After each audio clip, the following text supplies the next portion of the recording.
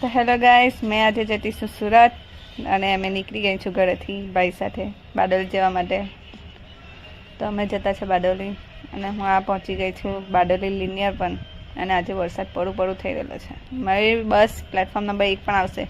પેલા બધા ચડતા છે ને આ બધા ઊભા રહીને જોઈ છે અને હું બસમાં બેસી ગઈ તો જો બધા કેવા શાંતિથી બેઠેલા છે ને મેં જ એક ફોનમાં ઉતાર કર્યા કરતી છું. તો આ છે સરદાર માર્કેટ. બિચાર ગેટ જ નથી બદલતા. જૂનો તો રવા દેતા છે. અમે ત્યાંથી નીકળી દીધી ને એકલા મરચાં તો હું ખાઈ શાકભાજીમાં બીજું કંઈ મળતું જ નથી કે મરચાં સિવાય. ના જો સારા દરવાજાનું ટ્રાફિક તો જો બાપા, ટ્રાફિકની વાત જ નહીં થાય.